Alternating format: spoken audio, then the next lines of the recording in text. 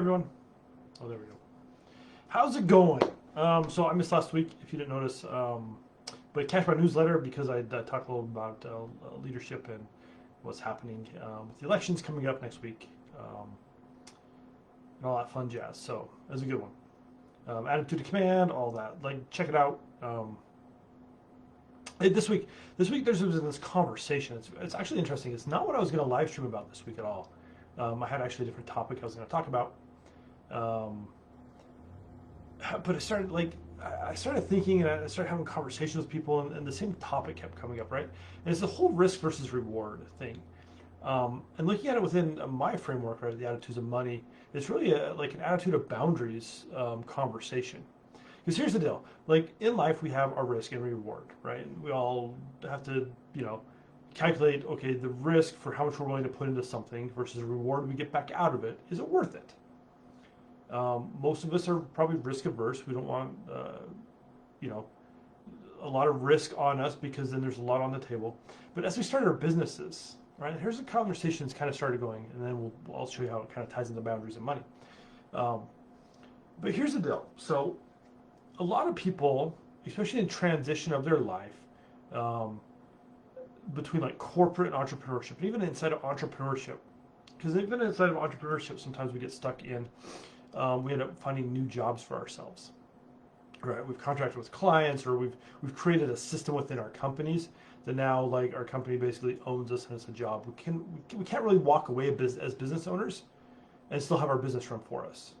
Now, if you're in that place and your business is growing, there's some fun tactics where you can try, and there's other methods to start working yourself out. But here's the thing: like, the corporate world has taught us that it's low risk. Right, and if you look at, even kind of rewind way back, and this kind of came from the industrial age, right, where they're trying to take people from the farms and kind of some of those rural areas and bring them into the cities and have them go to factories, right? The corporate world, from the very beginning of the industrial age, has been very good at marketing to say, hey, listen, come get a stable job. Here's all the benefits. Here's all these things that makes life easier, lowers the risk of us not having what we need. So if you show up for 40 hours a week, 8 hours a day, then we'll give you a paycheck. And it feels very comfortable, right? And then when we enter entrepreneurship, pretty soon it's like, oh, now that guarantee, right? I'm gonna put that in air quotes because it's not a real thing. It's really never a guarantee, especially in this day and age. But that guarantee goes away, and now it's all on us, right? To go find things. In the corporate world, that risk is very low, but the reward's low too, based upon the wage we're making. In the entrepreneurial world and as business owners, that risk goes up, but also the reward is high as well. Now, that reward is not always money, and I wanted you to call out that for a second. That reward might be, hey, taking care of your own schedule, right? You gotta be your own boss, and that's pretty lucrative. People like that. You can work the hours that you set. You can now make kids' activities, and you can go help people if you want to, or whatever that is. But there's some reward in that. For Debbie and I, that might be, well, before coronavirus, that may have been a matinee on a Tuesday to go see a movie. Right? In the corporate world, when I have my job, you really can't go do that. You're at work, right? You have to live the life of everybody else. The risk is that it's all on us now, right? So the risk may be, hey, I got to finish a project, so guess what? I'm working this weekend. Or I can not work on Tuesday and then I just work on Saturday. I can switch days because I have so much work. Or I have to meet client things. Or I need to meet my clients where they're at, so I'll work at night. I have clients like that. I meet with them at night because they might still be in their full-time investor jobs, or even in their own businesses. They're too busy during the day, so they want to meet at night. I'm like, cool. So I'm going to sleep in, or I'm going to do something. I'm going to exercise, and maybe I might start work at 10. That's my reward. Right? But as we look at this, it's really a false piece. It's really this false mentality out there that there's no risk in the corporate world, because we see that, as times get tough, they start laying people off. They let you go because they're scared of their own money stories. So if we start looking at also money as a kind of risk reward thing, right? What are we willing to invest? What are we willing to charge even? Right? Where's that threshold for us? And what does our stories tell us that we have to do a certain thing or not a certain thing? What can we charge our clients?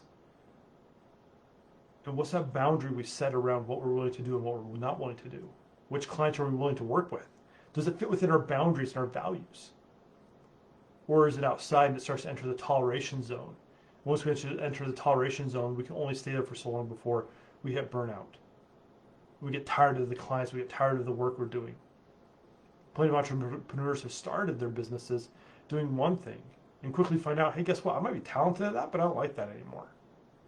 Right? That's some of the risk of us trying to find it. And now there's risk about like, hey, I have a client pool, but it's doing stuff I don't want to do. So now I got to so slowly transition from one client pool to a new client pool. There's some risk in that. Are we going to find enough people to backfill our income? That's what we always ask ourselves. My answer to all my clients is always yes, you can backfill that. What are you willing to do to make that happen? Who are you and who do you want to talk to? Those are the easy questions. But we let fear, right? That piece of like, oh, there's too much risk in changing.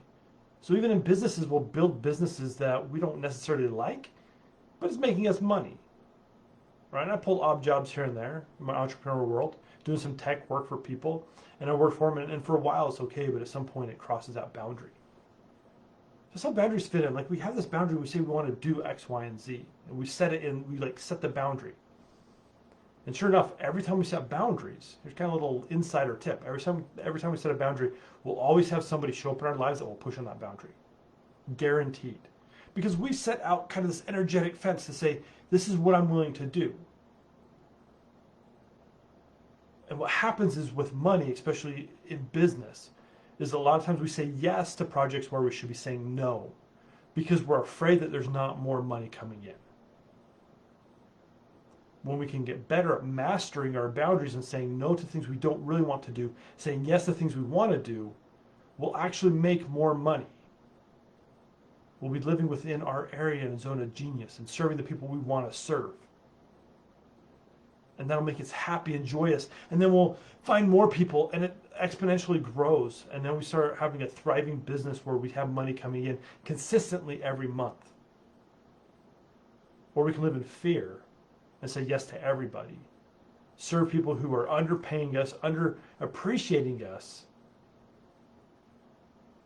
just so we have some steady income. Or we could still be working a part-time job on the side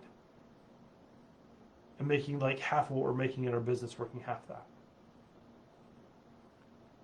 I can say, setting boundaries, finding clients, and doing the work I love.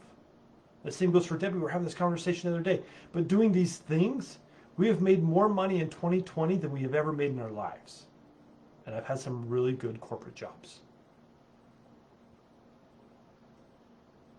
And when we looked at it the other day, like honestly, when we say we work hard when we have to. But if you looked at all the hours and compared to the corporate, I bet we're working less than half time. And people are like, but how can you build? We're building. We're growing. We're making more than we ever have before. And our 2021 is going to be amazing with what we've set up and what we're setting up. And you know what? Sometimes that means we're working like 50 hours in 1 week.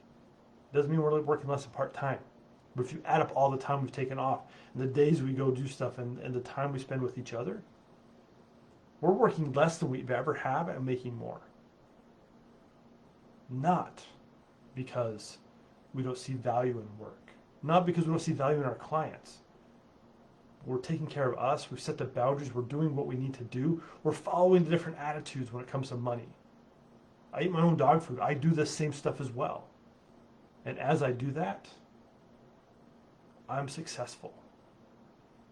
And next year is going to be another record-breaking year. It doesn't matter what's going on in the economy. If you follow the steps, if you find the clients that you adore and do the work that you love, and you find joy in it and joy in your life, money and relationships will follow every time. And if you don't, like I said before, if you fall back into that fear place, then it's a tough road. You have to work hard and not make a lot. And I don't know about you, but I would rather be more joyful in what I'm doing and make more money than working really hard and be miserable. Because this life shouldn't be miserable. It should be happy. So look at it, evaluate your business, where you're taking not enough risk and you want more risk, and what the reward is. Is it worth it? Find out which clients you don't necessarily like and see how you can start transitioning them out and find ones you really do like and enjoy. And if you don't like anything that you're doing in your business right now, then go find what it is that you want and transition. Because this life is too short to be miserable. It's not long enough to find all the joy you want, but we can be joyful right now. And if you're not, that's because you don't want to, not because you can't. So until next week, think about your boundaries. Think about these pieces in your risk and reward. Let me know in the comments below what you think and where you feel like the biggest risk is that you need to take in your business and why you're not doing it. Because that will unlock a lot for you. Until next week, see ya.